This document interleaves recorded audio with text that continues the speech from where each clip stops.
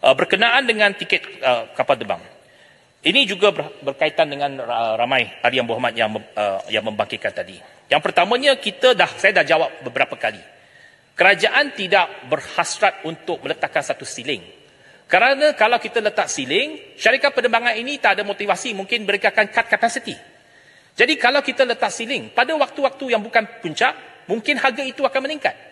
Jadi kalau kita letak harga ceiling, dia akan mungkin menjadikan harga-harga yang biasanya, yang bukannya peak period, yang sepatutnya murah, akan menjadi lebih tinggi.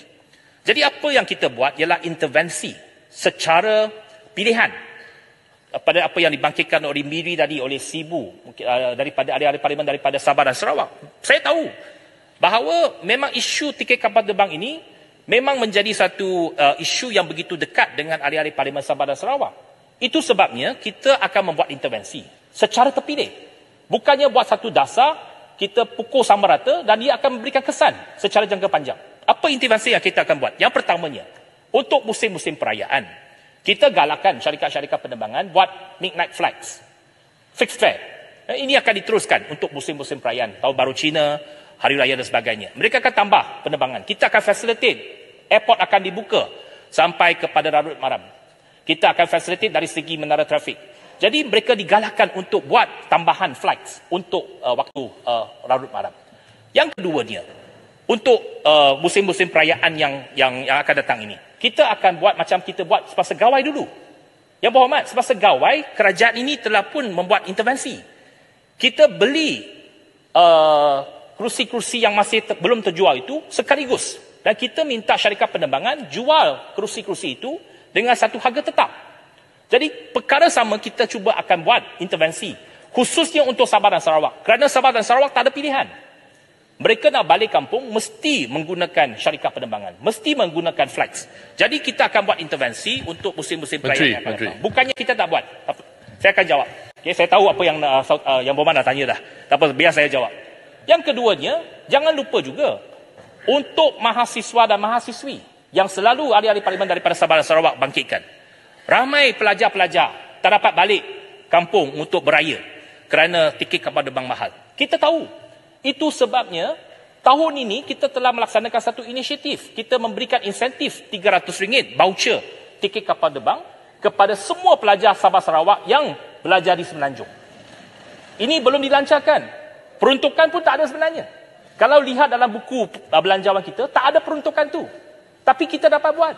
Apa yang kita dapat buat ialah kita lihat apa peruntukan yang kita tak pakai. Daripada peruntukan yang kita tak pakai, kita divert kepada tujuan ini. Walaupun kita tak minta peruntukan tambahan daripada kerajaan.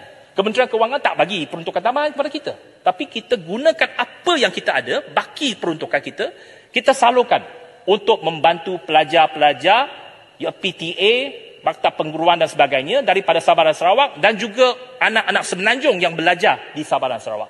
Kerana kita percaya bahawa integrasi nasional di antara 3 wilayah Semenanjung, Sabah dan Sarawak itu cukup penting seperti yang dikatakan oleh Yang Berhormat daripada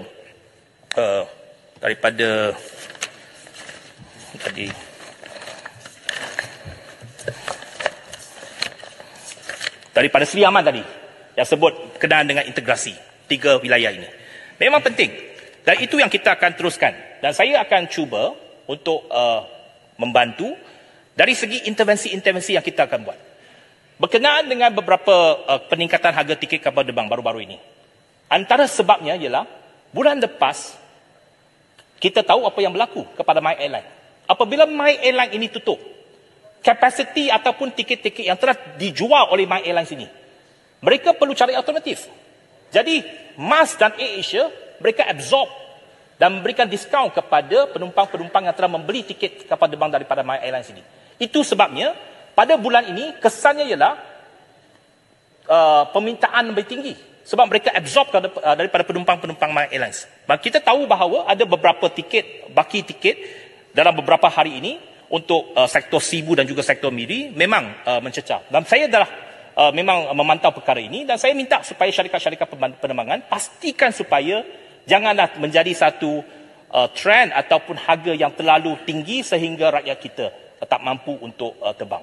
Tetapi ini adalah last minute tickets. Hanya beberapa kerusi tinggal dalam sektor-sektor itu. Kerana apa yang berlaku sebab My Airlines itu telah tutup, mereka tak beroperasi dan maka dua-dua syarikat penerbangan itu absorb kepada sebahagian penumpang-penumpang tersebut untuk dalam penerbangan mereka.